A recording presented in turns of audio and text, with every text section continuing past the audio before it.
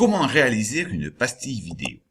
Deux grands modèles existent qui proposent chacun une ambition différente. Premièrement, réaliser une pastille vidéo qui porte sur l'intégralité d'un questionnement ou d'un thème. C'est l'ambition mise en œuvre par un groupe de professeurs de l'Académie de Versailles qui déposent leurs vidéos sur la chaîne Les SES en vidéo.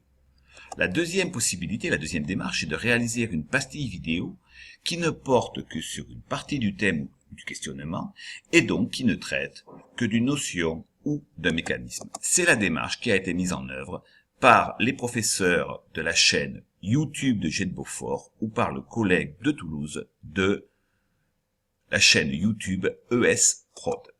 Bien évidemment, chaque démarche présente des avantages et des inconvénients que nous allons maintenant voir. D'abord, quels sont les apports pour l'enseignant de chaque démarche? Quand l'enseignant réalise une pastille vidéo qui porte sur l'intégralité d'un chapitre, cela lui permet de traiter l'intégralité du programme en un nombre restreint de vidéos. Mais aussi, cela lui permet de bien coller au programme, au questionnement imposé par le programme officiel. Quant à la seconde démarche, qui vise à réaliser des pastilles vidéo portant sur une notion, une démarche ou une théorie, elle permet un temps d'élaboration puis de réalisation plus court pour l'enseignant. Elle a aussi pour but de traiter complètement un sujet qui étant plus limité et bien déterminé. Enfin, elle facilite l'enregistrement. Plus la durée de la vidéo est courte, moins le risque d'erreur est important. Mais ce qui va nous intéresser maintenant est essentiel. Quels sont les apports pour l'élève?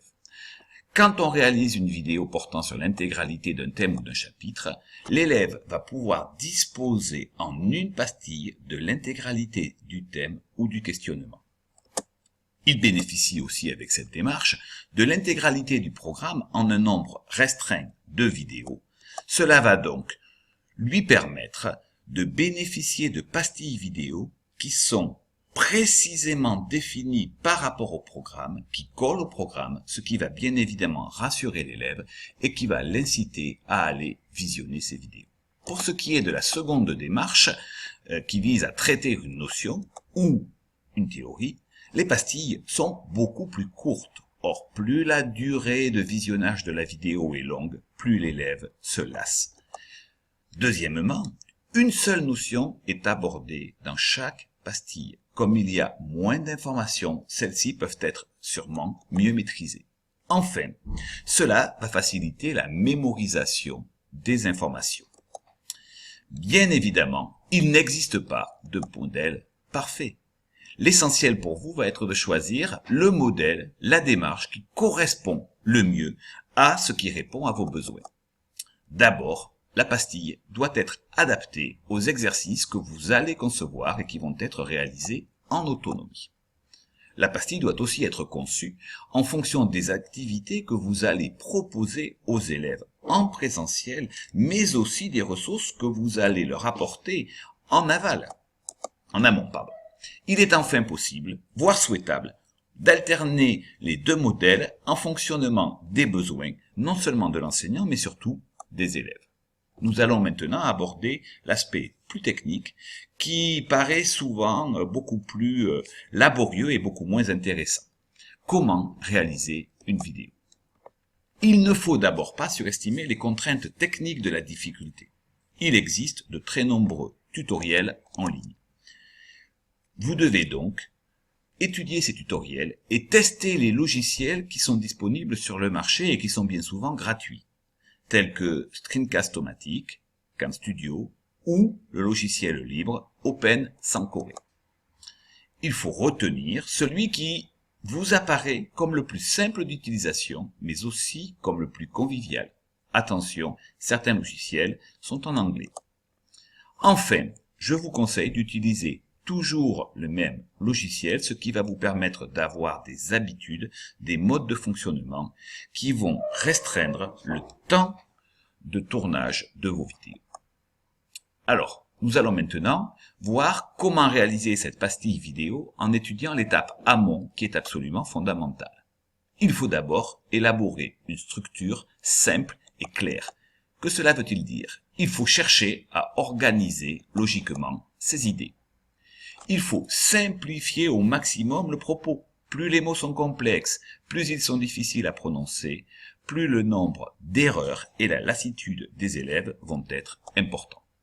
Il faut enfin s'entraîner afin de trouver une adéquation entre le diaporama et la voix.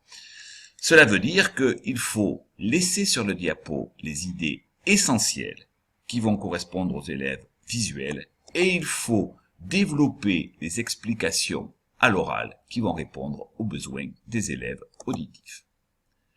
La phase centrale, qui est l'enregistrement de la vidéo, est sûrement l'étape la plus déstabilisante de la vidéo. En effet, si l'on parle trop vite, si l'on a un ton trop monocorde, ou enfin, si l'on a une mauvaise qualité de diction, si l'on commet des erreurs, il faut recommencer la vidéo à zéro. Plus on recommence, plus le risque de stresser est important, et donc plus le temps passé à enregistrer la vidéo va être lourd à supporter. Maintenant que vous avez finalisé l'enregistrement de votre vidéo, qu'allez-vous en faire? C'est l'étape aval.